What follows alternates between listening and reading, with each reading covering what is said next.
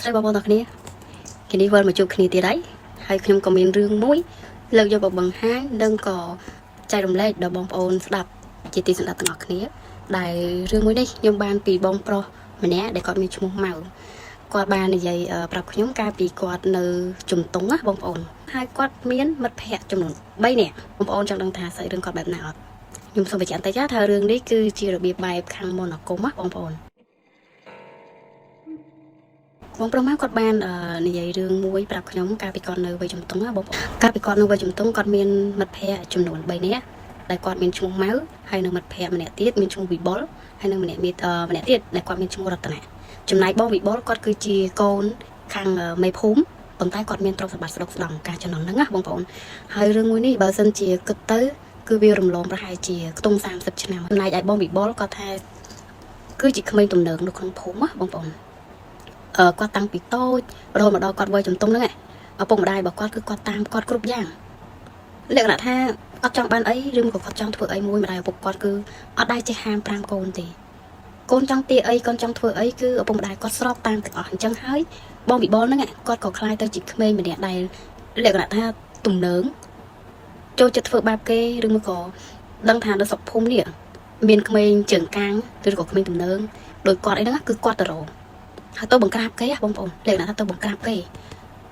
ហើយដៃគូគឺមានតែ3នាក់ហ្នឹងឯងមានតែបងម៉ៅហើយនិងបងរតនាលក្ខណៈគាត់ថាដូចដៃឆ្វេងដៃស្ដាំអញ្ចឹងថ្ងៃមួយស្រាប់តែពួកគាត់ចូលដល់វ័យជំទង់ហើយបងប្អូនគាត់ថាពេលហ្នឹងគាត់ខ្ទង់18ឬក៏អាចនឹង19ឆ្នាំអីហ្នឹងឯងហើយក៏សកលគ្នាលេងជាមួយគ្នាតាំងពីតូចរហូតដល់ធំអញ្ចឹងហើយគាត់ថាពួកគាត់តាមបងវិបុលហ្នឹងដោយសារតែបងវិបុលទី1គាត់លក្ខណៈគេហៅថាមានអំណាចគ្រួសារអីមានស្រុកស្ដំហើយបងវិបុលក៏ពេលខ្លះពួកគាត់មានបញ្ហាអីក៏ជួយពួកគាត់ដែរនិយាយទៅដូចជាគេហៅថាមិត្តភ័ក្តិដូចមិត្តភ័ក្តិស្លាប់រស់អញ្ចឹងណាបងប្អូនប៉ុន្តែស្រាប់តែថ្ងៃមួយនៅក្នុងសុខភូមិរបស់គាត់ហ្នឹងមានគ្រូម្នាក់ខាងគ្រូស្ដាប់ផ្លុំយើងនិយាយចំទៅលក្ខណៈគេហៅដូចគ្រូមន្តអាគមអីម្នាក់អញ្ចឹងណាចូលមកក្នុងសុខភូមិរបស់គាត់ពេលដែលចូលមកដល់គាត់ក៏ប្រាប់អ្នកសុខភូមិគាត់ហ្នឹងថាគាត់ជាគ្រូស្ដាប់ផ្លុំព្យាបាលបងប្អូនអីចឹងទៅហើយការចំណន់ហ្នឹងណា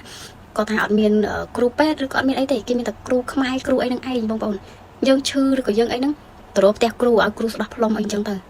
ហើយប្រើថ្នាំរបៀបថាថ្នាំឬឈើថ្នាំអីចឹងណាគឺបែបហ្នឹងឯងអញ្ចឹងគាត់ថាគ្រូហ្នឹងចូលមកដល់ក្នុងភូមិដំបងគ្រូហ្នឹងគឺគាត់ទទួលមើលជំងឺឬមួយក៏អ្នកស្រុកលក្ខណៈគេហៅដូចខ្មោចចូលអីហ្នឹងការចំណងហ្នឹងគេហៅដូចខ្មោចចូលខ្មោចអីក៏មានហ្នឹងគឺគាត់ទៅស្ដាប់ផ្លុំព្យាបាលឲ្យហើយព្យាបាលពូកែណាបងប្អូនគាត់ថាពូកែលឹងល្បីទៅដល់ស្រុកភូមិផ្សេងដែលនៅក្បែរហ្នឹងទៀតពីបងវិបុលពេលហ្នឹងក៏គាត់ទៅមើលដូចគ្នាប្រពូលគាត់ប្រពូលបងរតនាទៅមើលជាមួយគ្នាទៅមើលគ្រូឲ្យផ្ទាល់នឹងភ្នែករបស់គាត់ព្រោះលឺសូរតែគេនិយាយអញ្ចឹងទៅពេលដែលបងវិបុលពេលទៅដល់កន្លែងដែលគ្រូថ្ងៃមួយគ្រូកំពុងស្ដោះខាងអំពើលឺសូរថាម្នាក់ហ្នឹងគេមានគេហៅដូចខ្មោចចូលអីអញ្ចឹងណាបងប្អូនហើយពួកគាត់ក៏ទៅមើលពេលទៅមើលទៅគឺឃើញស្ថានភាពហ្នឹងមែនឃើញស្ថានភាពបងស្រីហ្នឹងគឺភ្នែកសក្លាប់ក្លាប់អីអញ្ចឹងទៅហើយរឹងដៃរឹងជើងកធាក់អីអញ្ចឹងណាហើយគ្រូថាខ្មោចចូលអញ្ចឹងទៅក៏ស្ដោះផ្លុំឲ្យគាត់មានខ្សែអំបោះសីមាមានអីជុំវិញអញ្ចឹងទៅមកសន្ទុះក្រោយក៏ម្នាក់ហ្នឹងដឹងខ្លួនឡើងវិញធម្មតាអញ្ចឹងបងវិបុលឃើញអញ្ចឹងក៏មានអារម្មណ៍ថាអស្ចារ្យហើយបងមកក៏ប្រាប់ថាបងវិបុលធ្លាប់តែជាមនុស្សម្នាក់ដែលចូលចិត្តលក្ខណៈថាឆ្មៅឆ្មៃហើយអត់ជឿអីប្រេះប្រាស់ទេហើយទំនើងតែដល់ពេលឃើញគ្រូម្នាក់ហ្នឹងគាត់បែរជាចំហមាត់ប្រឹងស្លឹងមើលហើយនិយាយថាអស្ចារ្យតែត្រឡប់ពីមើលលោកគ្រូហ្នឹងវិញណាបងវិបុលហ្នឹងគាត់ក៏សួរបងម៉ៅហើយនឹងសួរបងវិរៈថាគិតមិនដែរចំពោះលោកគ្រូម្នាក់ហ្នឹងគាត់ក៏ប្រាប់ថាអត់មានគិតមិនទេព្រោះគាត់មើលទៅល្អគាត់ប្រកែអីចឹងទៅល្បីទៅដល់អ្នកស្រុកអ្នកភូមិហើយគាត់បញ្ជាក់ថាអ្នកស្រុកអ្នកភូមិពេលហ្នឹងណាពេលដែលគ្រូនឹងចាប់ផ្ដើមល្បីសុសសាយ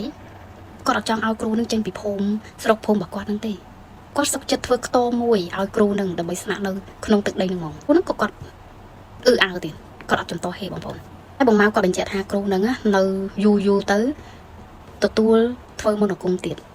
លក្ខណៈថាអ្នកណាដែលគេចង់ធ្វើបាបអ្នកណាមួយទៅរកគាត់ទទួលទៀតហ៎បងប្អូនមិនព្យាបាលតែជំងឺទេការមកដំបងគាត់ទទួលមើលជំងឺតែដល់ពេលនៅយូរទៅលក្ខណៈគេហៅដូចអាងចាងអត់មានតែអាងទេនៅក្នុងភូមិអញ្ចឹងគាត់ក៏ទទួលធ្វើអារឿងហ្នឹងទៀតហើយក៏មានអ្នកស្រុកអ្នកភូមិទៅរកគាត់ពឹងពាក់ធ្វើរឿងហ្នឹងដែរមានតែធ្វើស្នេហ៍ទៀតហ៎បងប្អូនហើយល្បីយូរទៅបកាយយូរទៅបងវិបុលនេះក៏ចាប់អារម្មណ៍ស្រាប់តែគាត់ប្រពន្ធបងមកហើយនឹងបងរតនាហ្នឹង ទៅរកគ្រូនឹងសុំគ្រូនឹងធ្វើគ្រូបងតបងមកហើយនឹងបងរតនៈផងមេបងប្អូនតែបងវិបុលគាត់ថាគាត់ជួយពួកគាត់ទាំងពីរនឹងច្រើនណាហេតុអីគាត់ទៅកំដរគាត់មិនបានទៅរៀនមួយគ្នាមិនបានហើយត្រូវបងវិបុលគាត់ជាកូនអ្នកមានហើយជាក្មេងដំណើរនៅស្រុកភូមិឪពុកម្ដាយកាន់ជើងទៀតអញ្ចឹងពួកគាត់ក៏ហ៊ានទេសុខចិត្តទៅតាមណាចុះដូចដៃឆ្វេងដៃស្ដាំគេហ្នឹងតែពួកគាត់ទៅតាមដបងគាត់តែចូលទៅដល់ផ្ទះគ្រូហ្នឹងគាត់ថាពេលយប់ពួកគាត់ទៅពេលយប់ប្រលប់ពេលដែលគាត់តែបើកទ្វារចូលទៅគ្រូហ្នឹងកំពុងតែអង្គុយប្រឈរជង្គង់នៅមុខអាសនៈរបស់គាត់ស្លឹងមើលពួកគាត់ហ្នឹងពួកគាត់ក៏ចូលទៅក្បែរទៅសៀទៅអង្គុយទៅអីនៅមុខគ្រូហ្នឹងអញ្ចឹងគ្រូហ្នឹងក៏គាត់សួរថាពួកចៅឯងហ្នឹងមករត់តាមានការអីគេបងវិបុលក៏គាត់និយាយតិចទៅគាត់ថាគាត់ចង់មកសុំស្នាក់អាស្រ័យលោកតាដើម្បីជួយតាមលោកតាហើយនឹងរៀនពីវិជ្ជាខ្លះពីលោកតាពូហ្នឹងបងមកថាអត់មានស្ដីឬមកក៏អត់មាននិយាយអីសោះតែម្ដងគាត់ទៅបងវិបុលនិយាយអញ្ចឹងចប់គាត់សើចតិចហើយគាត់ថាស្អាតបលោកគាត់ទៅភ្លាមហ្មងណាបងប្អូនអានេះបងប្អូនគិតមិនដែរគាត់គួរណែតែហាមគាត់ពួកគាត់សិនថាគាត់នៅក្មេងអត់គួររៀនអារបៀបអញ្ចឹងណាគាត់អត់ហាមគាត់ទេពេលនោះបងវិបុលគាត់សប្បាយចិត្តហើយក៏គាត់គ្រប់លេលោកគ្រូត្រឡប់ទៅផ្ទះវិញហើយគាត់ក៏ប្រាប់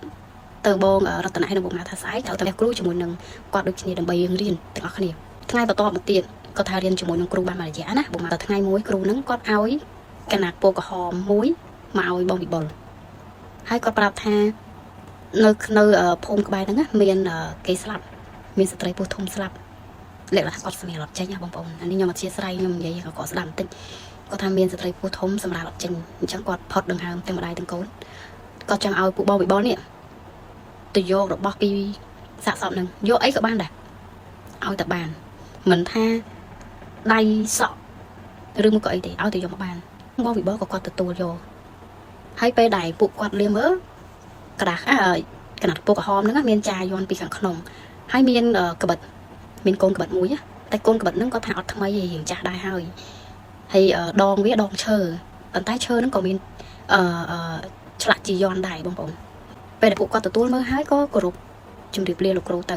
ហើយលោកគ្រូក៏គាត់ប្រាប់ណាថាម្នាក់ស្រីដែលគាត់ផុតដង្ហើមហ្នឹងបងស្រីហ្នឹងគាត់នៅភូមិណាឬមួយក៏តំបន់មួយណាអញ្ចឹងពួកគាត់ក៏ទៅរកតាមហ្នឹងគាត់ថាពេលដែលគាត់ទៅរកហ្នឹងណាជួបមែនពេលដែលជួបមែននាំគ្នាទៅជីកបងម៉ៅហើយនិងបងវិរៈគាត់ជីកបងវិបុលគាត់នៅឈុំមើលពេលដែលជីកដល់កន្លែងហ្នឹងហើយដឹងថាម្នាក់ហ្នឹងហើយលាមើលទៅដឹងហើយគាត់ថាបងស្រីហ្នឹងគាត់មិនដឹងជាស្លាប់បានប្រហែលថ្ងៃទេព្រោះលឹងហើមសាកសពហ្នឹងលឹងហើមហើយមានទឹករងៃហើយធំក្លិននឹងស្អុយហើយមួយទៀតគ្រូគាត់បញ្ជាក់ថាពេលដែលកំឡុងពេលយើងធ្វើបេសកកម្មហ្នឹងឬសូរសលេងអីក៏ដោយហាមតយើងដឹងតែពីសូត្រមន្តរបស់យើងទៅសូត្រមន្តគេថារបស់យើងហើយយករបស់ហ្នឹងមកផ្ទះវិញមកអញ្ចឹងពួកគាត់ក៏ចាំសម្ដីហ្នឹងពេលដែលពួកគាត់ឃើញសាកសពហ្នឹងអញ្ចឹងទៅក៏បងម៉ៅគាត់ថាគាត់វិញលឹងធេងធំចង់ក្អួតតិចហើយចំណោមហ្នឹងគេមានតែចង្គៀងមួយឯងបងប្អូនមានតែចង្គៀងទេគាត់ថាពួកគាត់កាន់ចង្គៀងយកទៅគាត់តែឃើញបងស្រីហ្នឹងគាត់ថាគាត់លឹងញញើតគាត់ថាគួរឲ្យខ្លាចណាសាកសពហ្នឹងហើយភ្នែកហ្នឹងលឹងនេះហ្នឹងពេលដែលគាត់កំពុងតែជីកហ្នឹងជីកហើយឃើញសាកសពហើយហ្នឹងបងវិបុលហ្នឹងក៏គាត់ហត់ក្បាត់ទៅឲ្យបងម៉ៅកាត់យកម្រាមដៃតែបងម៉ៅគាត់អត់ហ៊ានទេហើយក៏គាត់ឲ្យទៅបងរតនៈក៏គាត់អត់ហ៊ានដែរដល់ពេលបងវិបុលគាត់ឃើញមិត្តភក្តិខ្លាចអញ្ចឹងគាត់ក៏ធ្វើខ្លួនឯងកំឡុងពេលដែលបងវិបុលកំពុងតែធ្វើខ្លួនឯងនេះបងម៉ៅគាត់ថាពួកគាត់ទាំង3នាក់ឬសូសលេងម្ដាយបងវិបុលស្អែកហៅឈ្មោះបងវិបុលគាត់ទៅលើសូភ្លាមបងម៉ៅគាត់ថាគាត់លឹងភ្ញាក់ឲ្យភ័យមែនតើគាត់ក៏ក្រាបនៅក្បែរសពហ្នឹងហ្មងណាបងប្អូនក្រាបទាំងអស់គ្នានៅក្បែរហ្នឹងហើយចែកដនអីបងរតនៈនេះគាត់ភ័យពេកគាត់ទៅប៉ះចង្គៀងហើយចង្គៀងហ្នឹងក៏វាលេងអាលុតពួកគាត់ទាំង3នាក់ហ្នឹងក៏ក្រាបចឹងទៅនៅក្បែរសាកសពហ្នឹងម្នាក់នៅក្បែរដៃម្នាក់នៅក្បែរជើងអីចឹងទៅតែដល់ពេលបងវិបុលគាត់មកទទួលគាត់ថាពួកឯងគិតមើលម៉ែអញណាមិនស្គាល់សុខភូមិហ្នឹងឲ្យមកសុខភូមិហ្នឹងតាំងកណ្ដាលយប់អញ្ចឹងពេលបងវិបុលគាត់និយាយអញ្ចឹងបងរតនៈក៏គាត់បន្តតាមក្រោយគាត់ថាមែនតាម៉ែឯងមិនគួរណាមកកន្លែងហ្នឹងតាំងកណ្ដាលយប់ទេដូចគ្រូនិយាយអញ្ចឹងវាអាចនឹងសលេងពួកហ្នឹងវារំខានយើងគ្រាន់តែដឹងអញ្ចឹងភ្លាមបងវិបុលនេះក៏គាត់ស្ទុះងើបហើយគាត់ថាអាដៃដែលគាត់កំពុងតែកាន់កាត់ហ្នឹងកាត់ផ្ដាច់យកហ្មងកាត់ផ្ដាច់យកឲ្យសូត្រមុនគេថាតាមគ្រូដែលគាត់ឲ្យមកហ្នឹងអញ្ចឹងកម្មវិធីហ្នឹងគឺទទួលបានជោគជ័យបងប្អូនគ្រាន់តែថាពេលណាពេលដែលកាត់ហើយហ្នឹងចង្គៀងដែលឡុតហ្នឹងគាត់ក៏បច្ចេកវាវិញហើយអាភ្លើងចង្គៀងហ្នឹងវាបើកបំភ្លើងហើយគាត់ថាមើលជុំវិញទៅឃើញសិតតែដួងវិញ្ញាណឃើញសិតតែខ្មោចនិយាយរួមទៅឃើញសិតតែខ្មោច អ្នកខ្លះទៅងើបពីភ្នោអញ្ចឹងទៅអ្នកខ្លះទៅដេកនៅដីអញ្ចឹងទៅអ្នកខ្លះទៅងើបចេញពីភ្នោមកឃើញត្រឹមកអញ្ចឹងទៅគាត់និយាយអញ្ចឹងគាត់ថាទៅលឿនកុំនៅខ្លាចតាំងអារម្មណ៍តាំងស្មារតីពេលហ្នឹងគឺពួកគាត់ទទួលបានជោគជ័យបងប្អូនគាត់ថាគាត់ដើរបងវិបុលនឹងដើរសូត្រមន្តគេថាបដៅឲ្យគាត់ដើរតាមក្រោយបដៅទៅជាមួយគ្នារហូតបានទៅដល់ផ្ទះគ្រូពេលទៅដល់ផ្ទះគ្រូគាត់ក៏លាម្រាមដៃឲ្យគ្រូមើលហើយគ្រូគាត់ឃើញអញ្ចឹងសើចញញឹមបិទមាត់អត់ចិត្តទេគាត់ថាល្អបងវិបុលធ្វើការងារបានល្អហើយតាំងពីហ្នឹងមកគាត់ថាបងវិបុលដូចជាបានដៃអញ្ចឹងម្ដងទៅសុំគ្រូរៀននេះម្ដងទៅសុំគ្រូរៀននោះហើយគាត់ថាពួកគាត់ដែលរៀនជាមួយគ្នាហ្នឹងណាគាត់ថាមានតែគាត់ទេដែលចាប់អត់សូវបានតែបើអ្នកដែលចាប់បានខ្លាំងជាងគេគឺបងវិបុលបើគាត់ជាមួយបងរតនៈមើលទៅដូចយ៉ាងមួយទេថ្ងៃមួយក៏គាត់សុំគ្រូរៀនមួយទៀតបងប្អូនដឹងរៀនអីអត់រៀនស្នេហ៍រៀនធ្វើស្នេហ៍ហើយបងមកគាត់ប្រាប់ថាបងរតនៈមានសង្សារម្នាក់កាលនោះណាមានសង្សារម្នាក់ហើយបងវិបុលនេះពេលណាដែលគាត់រៀនអាស្នេហ៍ហ្នឹងណារៀនចប់គាត់ចង់ដឹងថាវិជ្ជាដែលគាត់រៀនហ្នឹងវាខ្លាំងកម្រិតណាគាត់ទៅធ្វើស្នេហ៍ដាក់ស្រីបងប្អូនដឹងថាគាត់ធ្វើដាក់ណាអត់ធ្វើដាក់សង្សារបងរតនៈហ្នឹងណាសាហាវអត់អានេះគេហៅថាមិត្តភក្តិស៊ីមិត្តភក្តិបងប្អូនមិត្តភក្តិទ្រុសមិត្តភក្តិហើយសង្សារបងរតនៈគឺស្រឡាញ់គ្នាមែនតើបងមកបញ្ជាក់ថាសង្សារបងរតនៈហ្នឹងអ្នកស្រុកអ្នកភូមិក្បែរហ្នឹងទេយូរជួបគ្នាម្ដងប៉ុន្តែសង្សាររបស់បងរតនៈហ្នឹងស្អាតហើយស្រាប់តែបងវិបុលគាត់ធ្វើទង្វើអញ្ចឹងណាបងរតនៈពេលហ្នឹងគឺគាត់ដឹងរឿងហ្នឹងហើយគាត់ខឹងមែនតើហើយដឹងដោយសារអីដឹងដោយសារម្នាក់ស្រីហ្នឹងមកសុំបែកពីគាត់ហើយប្រាប់គាត់ថាគាត់ស្រឡាញ់បងវិបុលគាត់អត់ដែរគិតថាចង់រៀបការជាមួយបងរតនៈទេគ្រាន់តែដឹងរឿងហ្នឹងភ្លាមធម្មតាមនុស្សពីរនាក់ស្រឡាញ់គ្នាគឺដឹងណាបងប្អូននឹងហើយបងរតនៈក៏គាត់មកសួរបងវិបុលគាត់ប្រើពាក្យសម្ដីមកឃ្លីថាគ្រាន់តែជាមនុស្សស្រីម្នាក់អញស៊ីហើយអីហើយស្ដាយធ្វើអីអានេះមិត្តភក្តិបងប្អូនមិត្តភក្តិបែរជានិយាយអញ្ចឹងហើយបងរតនៈក៏លើសូនអញ្ចឹងគាត់ខឹងខ្លាំងមែនតើទប់កំហឹងនឹងអត់បានទេរហូតដល់ឆ្លោះទាស់តែងគ្នាហើយផ្ដាច់ទំនាក់ទំនងពីគ្នាបងមកថាពេលហ្នឹងគាត់មិនដឹងថាត្រូវធ្វើម៉េចមិត្តភក្តិទាំងពីរអញ្ចឹងគាត់សុខចិត្តនៅប្រឡោះក្តាលប៉ុន្តែមិនយូរប៉ុន្មានទេបងប្អូនមិនយូរប៉ុន្មានទេម្ដាយរបស់បងរតនៈគាត់ក៏បានចែកឋានដោយសារជំងឺដំបូង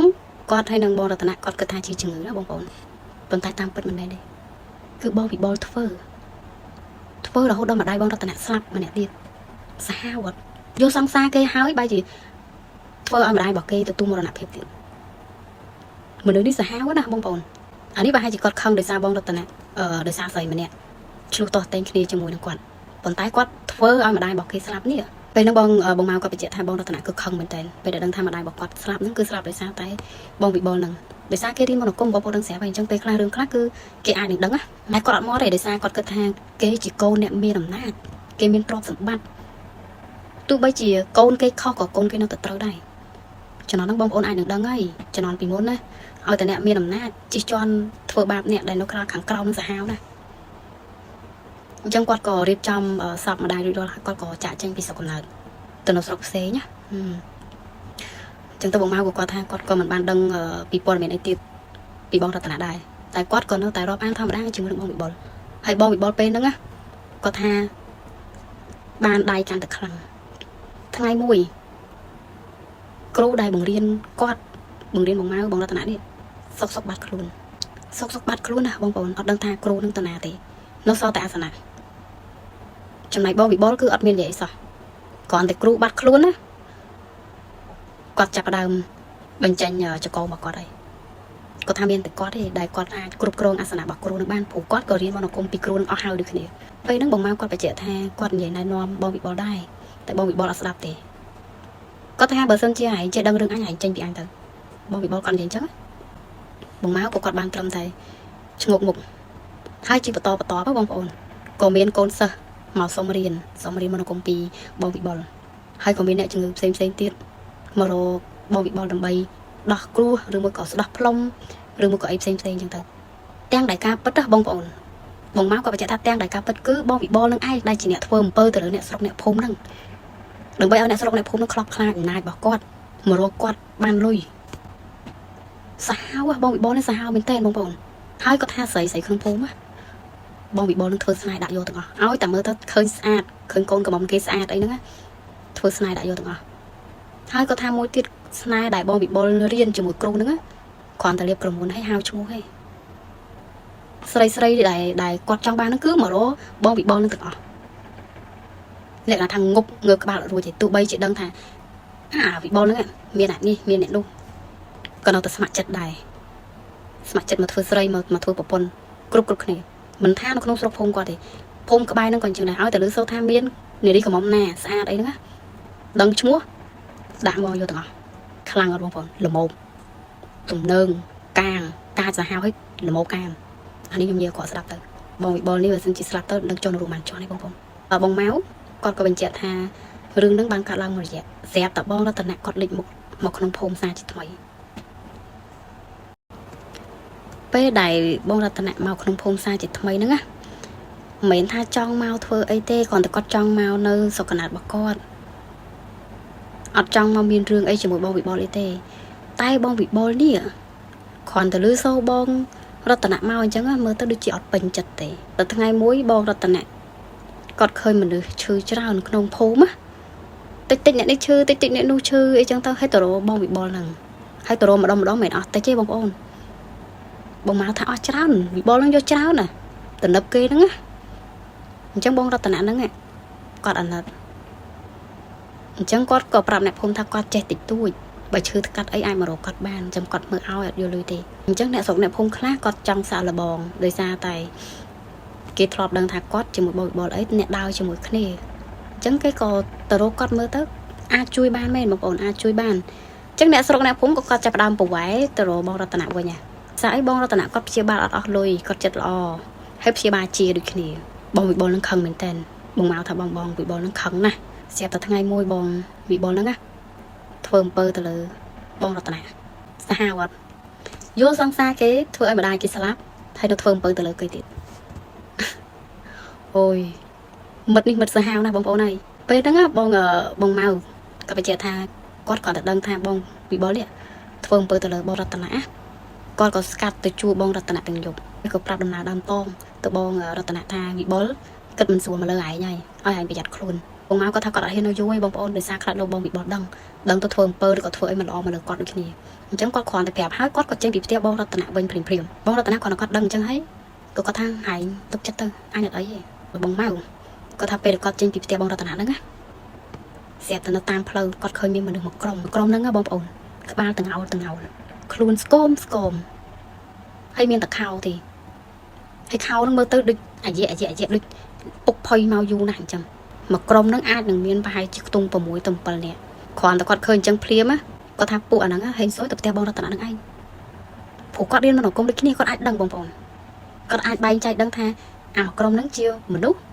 mà đừng mua có chịu phụ mà đúng dẹp từ sai la quạt tha quạt ban là tờ đồ bong bị bó con có bông thành quay mơ tràn nó một quạt á hay lời tràn nó miền về tha ông đông hay cái miền rồng vỏ so miền ấy á mà tha nó là nằm hay còn quay sọt về nắng con tha con su bò bị bò tha anh cái bông thực cật ấy bò bị bò nó có cặp bè tha anh prao khmau ao tập cạch ra tận tại khmau để prao tao nó chanh được ngọ còn tay ra tận bị bay chọt vợ ấy anh thì bong mau còn từ lứa hai con gì phải bò bị bò tao thằng tay chỉ kia mau đầm bay sọc tê mền mau đầm bay chăm lại rương ấy tê hay anh có đôi kia đặt chặt tầng còn trong cam trong pi chỉ mũi kia đưa con cùng thưa ba kia ấy phía ba chẳng ngữ dân phía ba tam thọ mà đang từ lôi chạy nó dân vô thì tôi tơ phủ khua ra bỏ anh còn biển đây mền on tê bò bị bò nó con có trai với thằng anh còn trẻ bong máu có còn ọt mọt này còn nó xìa mất bong bò nó xìa xìa từ ngày mùi qua từ lên bong ra tận mà đòn hay cho qua chun ấy miên minh mà nè còn màu ở đồ bong ra tận đầm bay cái hào thật đập lắm á hãy còn miên chỉ lệ cái nè chỉ mà hộp hà thì tôi dùng một chun bong ra tận được cái này về nó bong ra tận con bạc cay chứ bong mà thà bong ra tận con bạc cay ở tu thế phần tay bên nó có tha anh ấy chỉ thực chặt bạc quạt có trong chun lục rô đầm bay ở hộp pizza ấy chứ tưng tận nào có bong tu về được con tu đó à sẽ tao con có bông tao hộp có mẹ rắm được chỉ ở sau sườn thế hãy mi nó còn tao khơi trong phim con có sông lia bông ra tận tao bánh phim về nữa sẽ tao biến chiêm hô tam cho bông ra tận con còn là chú đấy có sốt bờ lấy hai bông máu đi có thằng còn bờ mặt phèn về năng còn su bông ra tận đai thà miền tây hà ấy khang được gọt chứ hết à bông ra tận có quạt cái thằng ở đấy còn tao chỉ đứng tịch tụi tái bao bị bó cả đây này គាត់មើលតាចានមកហូបហ្នឹងទៅគាត់ដឹងហើយណាមួយគាត់រៀនមន្តអាគមដែរអញ្ចឹងគាត់ថាដូចជាមិនស្រួលទេតែតែយប់ឡើងសង្សាររបស់បងរតនាក៏មករកបងវិរៈហើយបងប្អូននឹងថាមករកអីអត់តែថាគេមករកចាយចំអញ្ចឹងណាហើយពេលហ្នឹងបងរតនាគាត់ប្រកែកជាមួយនឹងសង្សារគាត់ដែរហើយបញ្ជាក់ថាអូនឯងជ្រើសយកវិបុលហើយហេតុអីឥឡូវក៏ត្រឡប់មករកបងអញ្ចឹងទៅហើយសង្សាររបស់គាត់ហ្នឹងលក្ខណៈគេហៅប្រើវិធីស្ត្រីណាអញ្ចឹងទៅបងរតនានេះក៏ទុនចិត្តហើយក៏នៅជាមួយគេរួចរាល់ហើយក៏លើសូរសលេងគ្រូគាត់ហ្នឹងប្រាប់គាត់ថាមិនបានឯងប៉ះស្រីអញ្ចឹងហែងខុសដំណមហីគ្រាន់តែលើសូរអាសលេងនឹងភ្លាមមកគាត់ភ្ញាក់ខ្លួនព្រឹតបងប្អូនដឹងអត់គាត់នៅជាមួយនឹងសង្សារគាត់ហ្នឹងខុសដំណមហើយវាអាចធ្វើឲ្យមន្តអាគមរបស់គាត់នេះធ្លាក់ចុះខ្សោយអារឿងហ្នឹងគឺបងម៉ៅគាត់បានដឹងពីបងរតនានៅពេលក្រោយបងប្អូនបងរតនាគាត់ប្រាប់ពេលដែលបងម៉ៅទៅលេងគាត់លើក្រោយពេលហ្នឹងបងម៉ៅគាត់បញ្ជាក់ថាអ្វីដែលបងរតនានិយាយគឺពិតមែនមន្តអាគមរបស់បងរតនាចាប់ផ្ដើមថយចុះលេងសើបប្រកែដូចមុនហើយស្រាប់តែថ្ងៃមួយបងម៉ៅគាត់បញ្ជាក់ថាគាត់ទៅលេងផ្ទះបងរតនាម្ដងទៀតណាទៅលើកហ្នឹងគឺឃើញបងរតនាដេកដួលនៅលើផ្ទះរបស់គាត់ហ្នឹងមុខដៃជើងដែលមានប្លោះទាំងប្រហែលគឺសុទ្ធតែឈាមដូចស្នាមសត្វខាំអញ្ចឹងបងប្អូននេះបើតាមខ្ញុំគិតមើលគឺបងវិបុលធ្វើអីទៀតហើយព្រោះគេដឹងថាបងរតនាខ្សោយពីសង្សារគាត់ហ្នឹងតាមមើលក៏ប្រហែលជាបងវិបុលហ្នឹងអ្នកប្រើឲ្យមកអញ្ចឹងព្រោះអីគេដាក់ស្នែគាត់ថាស្រាប់តែឃើញបងរតនាហ្នឹងលឹងក្នុងសភាពអញ្ចឹងបងប្អូនហើយដង្ហើមវិញផ្ទឹកគាត់ឃើញគាត់អណិតគាត់ថាគាត់អណិតបងរតនាគាត់សុខចិត្តអូសែងបងរតនានេះទៅចេញក្រៅភូមិដាក់នៅក្នុងព្រៃមួយកន្លែងហើយគាត់ថាគាត់ព្យាយាមអស់ពីចិត្តរបស់គាត់ព្យាយាមរៀនមន្តអាគមទាំងប្រមាណហ្នឹងយកមកជួយបងរតនាដំពើចេញពីបងរតនាប៉ុន្តែគាត់ថាគាត់មិនដឹងថាអ្វីដែលគាត់ជួយបងរតនាហ្នឹងបានផលឬក៏អត់ទេបងប្អូនប៉ុន្តែគាត់នឹងព្យាយាមជួយមិត្តភក្តិឲ្យអស់ពីចិត្តអ្វីដែលគាត់រៀនបានទាំងប្រមាណជាមួយគ្នាហ្នឹងពេលដែលគាត់ជួយបងរតនារួចរាល់ហើយក៏គាត់ទុកបងរតនានៅហ្នឹងហើយគាត់ក៏ត្រឡប់មកភូមិវិញទៅអត់ដឹងថាបងរតនាហ្នឹងអាចនឹងផុតដង្ហើមឬក៏មានបញ្ហាអីទៀតឬក៏អត់ទេហើយពេលហ្នឹងបងវិបុលវិញសប្បាយចិត្តខ្លាំងណាស់ព្រោះនៅសុកស្រាប់តែស្អែកឡើងគេថាអត់ឃើញបងរតនានៅភូមិទេនៅផ្ទះទេព្រោះគេមានអ្នកស្រុកនៅភូមិទៅរកអត់ឃើញទេអញ្ចឹងទៅបងវិបុលគាត់ក៏សប្បាយចិត្តលក្ខណៈគេហៅដូចដកបន្លាចេញពីទ្រូងណាបងប្អូនអូនិយាយទៅអាក្រក់ណាមិត្តភក្តិគេនេះចំណាយឲ្យបងម៉ៅវិញគាត់ថាគាត់ក្រំទ្រូងណាតែមិនដឹងថាត្រូវជួយធ្វើមិនបើយើងនិយាយណែនាំទៅមិត្តភក្តិហ្នឹងគេអត់ស្ដាប់យើងទេណាមួយគេជាកូនអ្នកមានគេមានអំណាចគេគ្របដណ្ដប់មកលើគាត់បានតែត្រឹមហៃអើអញ្ចឹងទៅហើយនឹងជួយបងរតនាពីចម្ងាយហើយបងវិបុលពេលហ្នឹងគឺលក្ខណៈគេហៅដូចស្ដាច់អញ្ចឹងបងប្អូនដូចស្ដាច់នៅក្នុងភូមិហ្នឹងអញ្ចឹងណាជុំបើអស់មានអ្នករៀបរៀងហើយហ្នឹងបងម៉ៅគាត់បញ្ជាក់ថាយប់មួយបងវិបុលហ្នឹងណា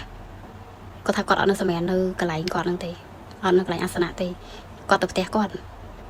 ថាយូរហើយតាំងពីរៀនមន្តអាគមមកបងវិបុលអត់ដែរត្រឡប់ទៅផ្ទះទេទៅលើកហ្នឹងណាចង់ទៅលេងផ្ទះចង់ទៅដេកផ្ទះអញ្ចឹងបងម៉ៅក៏គាត់នៅផ្ទះគាត់វិញដែរមកប៉ុន្តែប្រហែលជាកដាយប់ឡើងបងប្អូនកដាយប់ឡើងប្រហែលជាពាក់កដាយប់ហ្នឹងស្រាប់តែមានអ្នកស្រុកភូមិឆោឡោផ្ទះបងវិបុលហ្នឹងណាភ្លើងឆេះសុធោទាំងអស់បងប្អូនបងម៉ៅគាត់ក៏ដឹងហេតុការគាត់ក៏ស្ទុះរត់ទៅមើលហេតុការនឹងដូចគ្នាគាត់ថាដាប់ភ្លើងឆេះទាំងអស់ផ្ទះហ្នឹងអត់អាចជួយបានទេហើយផ្ទះគាត់ជាផ្ទះខ្មែរផ្ទះឈើបងប្អូនហើយផ្ទះរបស់គាត់បច្ចុប្បន្នហ្នឹងគឺមានឪពុកម្ដាយបងវិបុលហើយបងវិបុលដែលទៅលេងយប់ហ្នឹងហើយនឹងមានអីគេសង្សាររបស់បងវិរៈហើយនឹងមានអ្នកបម្រើប្រហែលអ្នកទៀតដែរនៅក្នុងហ្នឹងគាត់ថាឆេះទាំងអស់ជួយអត់បានទេអ្នកស្រុកអ្នកភូមិជួយអត់បានទេស្អែកឡើងគាត់បានត្រឹមតែឈរមើលផ្សែងនឹងគំនរបាក់បែកបោះផ្ទះហ่าបងប្អូនពេលដែលផ្សែងភ្លើងរលត់អស់អ្នកស្រុកអ្នកភូមិក៏ដូចជាគាត់អីហ្នឹងបានទៅមើលកន្លែងហ្នឹងណាគាត់ថាឃើញសាកសពទាំងអស់មាន7នាក់មានឪពុកម្ដាយរបស់បងវិបុលហើយមានសង្សាររបស់បងរតនាហើយនឹងអ្នកបម្រើគេហៅកូនឈ្នួលណាកូនឈ្នួលមាន4នាក់ទៀតប៉ុន្តែអត់ឃើញបងរតនាទេអត់សំទោសបងប្អូនអត់ឃើញបងវិបុលទេអញ្ចឹងបងម៉ៅគាត់គិតថាប្រហែលជាបងវិបុលនេះគាត់រៀនមន្តអាគមអញ្ចឹងអាចនឹងមានជីវិតប៉ុន្តែស្ថានភាពបែបណាគឺមិនដឹងទេគឺគាត់គិតអញ្ចឹងប៉ុន្តែស្រាប់តែមានអ្នកស្រុកអ្នកភូមិគាត់ស្រែកឆោឡោថាមានម្នាក់នៅមានជីវិត នៅក្រៅផ្ទះអញ្ចឹងពួកគាត់ក៏នាំគ្នាស្ទុះទៅមើលពេលដែលទៅដល់បងមកគាត់បញ្ជាក់ថាអ្នកដែលនៅមានជីវិតនេះគឺជាបងវិបុលនឹងឯងតែសភាពពិបាកមើលណាបងប្អូនគាត់ថាឡើងឆេះអស់ហើយលក្ខណៈគេហៅដូចខ្មៅដែលដុតឆេះហ៎បងប្អូនប៉ុន្តែនៅមានជីវិតគាត់ថាជីវិតរបស់គាត់នឹងវាដុនដាបនិយាយស្ដីក៏អត់បានកម្រើកដៃកម្រើកជើងក៏អត់បានដែរអញ្ចឹងអ្នកស្រុកអ្នកភូមិក៏គាត់ជួយគ្នាទៅជួយគ្នាឲ្យកូនសិស្សរបស់វិបុលហ្នឹងក៏នាំគ្នាមកសែងគ្រូយកទៅដាក់នៅកន្លែងផ្ទះអាសនៈផ្ទះដែលគេធ្វើឲ្យគ្រូមុននៅហើយគាត់អ្នកឡើងស្នងអញ្ចឹងគេនាំគ្នាយកគាត់ទៅផ្ទះហ្នឹងហើយគេក្រាលស្លឹកចេកឲ្យគាត់គេសម្រាប់ទៅដើម្បីឲ្យវាតិចកុំឲ្យក្តៅអញ្ចឹងណាប៉ុន្តែគាត់ថាអាទិដ្ឋភាពហ្នឹងគឺពិបាកមើលណាបងប្អូនហើយគាត់ថាសូមមកទោសចាស់ដូចគេហៅដូចកែបដុតហើយគេដាក់លើស្លឹកឈើកម្រើក៏កម្រើមិនរួចឯបានថ្ងៃក្រោយបងមកគាត់ថាកូនសិស្សដែលមកសុំរៀនហ្នឹងណាគេចាប់ផ្ដើមចាញ់ហើយដោយសារបោយបលអស់អីហ្នឹងអស់ទ្រពអស់ឪពុកម្ដាយអស់ផ្ទះអត់មានអីទេអញ្ចឹងគេក៏នាំគ្នាសុំចេញគេលែងខ្លាចអំណាចគេលែងអីទាំងអស់អញ្ចឹងគេនាំគ្នាចេញទៅគាត់ថានៅតែមានតែគាត់នឹងឯងគាត់ថាគាត់ចង់បោះបង់ចង់ដើរចេញដែរប៉ុន្តែមិត្តភ័ក្តិស្គាល់តាំងពីទូចហើយណាមួយទៀតបងវិបុលក៏ធ្លាប់ជួយគាត់ច្រើនដែរតាក់ទងនឹងគ្រួសាររបស់គាត់អីហើយក៏ជាមិត្តភ័ក្តិជិតស្និទ្ធអញ្ចឹងហើយគាត់ក៏នៅអាសាឈាមចូលយកបាយធ្វើបបរធ្វើអីឲ្យតែគាត់ថាស្រាប់តែថ្ងៃមួយពេលដែលគាត់កំពុងតែបញ្ចុះបបរបងវិបុលណាស្រាប់តែបងវិបុលគាត់ក៏លេចមើលទៅទ្វារអាសនៈរបស់គាត់ហ្នឹងហើយបោកភ្នែកធំហើយព្យាយាមនិយាយតែនិយាយអត់រួចទេហើយលក្ខណៈគាត់ព្យាយាមខំរើខ្លួនអញ្ចឹងណាបងមកក៏គាត់ថាគាត់ក៏លេចមើលទៅតាមគាត់ក៏ឃើញបងរតនាហ្នឹងឯងហើយបងរតនាក៏គាត់ដើរមកមួយមកឈរមើលបងវិបុលហ្នឹងឯងឈរមើលឲ្យសើចចេះអញ្ចឹងបងប្អូនហើយគាត់បានទៅត្រឹមមើលបងរតនាផងមើលបងវិបុលផងមកចុះមើលឡើងណាគាត់ថាតាមពិតទៅបងរតនាហ្នឹងគឺគាត់មានបញ្ហាខាងសតិអារម្មណ៍បាត់ឯហ្នឹងប្រហែលជាគាត់ខុសគ្រូយូរទៅអាដំណំហ្នឹងវាសាបទៅអាវិជាដែលរៀនទាំងប្រហែលហ្នឹងវាប្រឆាំងមកយើងវិញទៅវាទៅជាសតិអារម្មណ៍គាត់ថាពេលហ្នឹងគាត់ខ្លោចចិត្តមិត្តភក្តិម្នាក់សតិអារម្មណ៍ដល់ពេលមិត្តភក្តិម្នាក់ទៀតរស់ដូចជាស្លាប់គាត់បានត្រឹមតែហូរទឹកភ្នែកទេបងប្អូនគាត់ថាបានត្រឹមតែហូរទឹកភ្នែកអាណិតភក្តិទេហើយជាប្រហែលថ្ងៃក្រោយមកគាត់ថាបងវិបុលប្រហែលជាគាត់ទ្រាំជាមួយនឹងអាស្ថានភាពរបស់គាត់នឹងវាអត់បានណាបងប្អូនគាត់ក៏បានផុតទៅអានេះគេហៅកម្មពីបងប្អូនហើយធ្វើបាបគេមិនធ្វើបាបតែមួយមិនធ្វើអត់តែពីរទេអ្នកស្រុកអ្នកភូមិអីទាំងអស់នេះបើស្រាប់ទៅមិនដឹងថាត្រូវចុះនៅរូបបានជាន់ទេបងប្អូនពេលហ្នឹងគាត់ក៏បានជួយរៀបចំកម្មវិធីអីជួយបញ្ចុះសពអីឲ្យបងវិបុលឲ្យបានត្រឹមត្រូវណាហើយចាប់តាំងពីហ្នឹងមកគាត់ថាបងរតនានេះម្ដងឃើញនៅភូមិចឹងទៅម្ដងក៏បាត់ចឹងទៅម្ដងឃើញដើរទៅនេះម្ដងឃើញដើរទៅនោះស្ថានភាពអត់ល្អទេព្រោះគាត់មានបញ្ហាខាងសតិអារម្មណ៍ហ្នឹងហើយគាត់ក៏នៅតែឯងបាត់បង់មិត្តភក្តិទាំងពីរនេះសម្រាប់រឿងរបស់គាត់បងប្អូនគឺមានតែប៉ុណ្្នេះឯងប៉ុន្តែបងប្អូនស្ដាប់ទៅអាចនឹងមានអារម្មណ៍បែបណាដែរសម្រាប់មិត្តភាពបែបហ្នឹងបងប្អូនចង់បានមិត្តភាពបែបហ្នឹងអត់ប៉ុន្តែបើខ្ញុំគិតទៅរឿងនេះគឺពិបាកបន្ទោសដែរដោយសារតែបងវិបុលគាត់ជាក្មេងម្នាក់ដែលរឹងរូសហើយឪពុកម្ដាយកាន់ជើងហើយគ្រួសារគេក៏មានបានបើសិនជាឪពុកម្ដាយរបស់គាត់ហាមកូនខ្លះប្រហែលជាល្អណាបងប្អូនហើយបើបងប្អូនស្ដាប់ទៅអាចពិចារណាបានថាថ្ងៃទៅមុខឬក៏មិត្តភក្តិរបស់យើងនេះមុននឹងយើងសាប់គុំមិត្តភក្តិអីយើងអាចគិតឆ្វេងគិតស្ដាំឲ្យបានថាមិត្តភក្តិគួរតែរាប់អានបែបណាអានេះខ្ញុំអត់បញ្ចេញមតិឲ្យបងប្អូនបងមិត្តភក្តិអីខ្លួនឯងទេប៉ុន្តែបងប្អូនអាចពិចារណាបានសម្រាប់អាតំណែងតំណងបច្ចុប្បន្ននេះរវាងមិត្តភក្តិរវាងគ្រួសាររវាងអីហ្នឹងណាបងប្អូនអាចគិតមើលបានថាអ្នកណាគេចង់យើងល្អអ្នកណាចង់យើងអាក្រក់អីហ្នឹងអ្នកណាមានគំនិតមិនល្អឬក៏ល្អហ្នឹងគឺយើងអាចមើលបានហើយបើសិនជាបងប្អូនមានមតិយោបល់អីបងប្អូនអាចខមមិននៅខាងក្រោមបានយើងអាចខមមិននៅខាងក្រោមដើម្បីនិយាយលេងជាមួយគ្នាបានបងប្អូនដើម្បីបញ្ចេញពីមតិយោបល់អារម្មណ៍របស់បងប្អូនចំពោះរឿងមួយនេះដែលខ្ញុំបាននិទានជូនបងប្អូនជាទីសម្រាប់ហើយពេលនេះខ្ញុំក៏មានរឿងតែប៉ុណ្្នឹងឯងបងប្អូនសម្រាប់រឿងក្រោយៗទៀតប្រហែលជាអាច2ថ្ងៃឬក៏3ថ្ងៃទៀតអាហ្នឹងខ្ញុំនឹងធ្វើជាវីដេអូដើម្បីចែករំលែកជូនទៅដល់បងប្អូនទាំងអស់គ្នា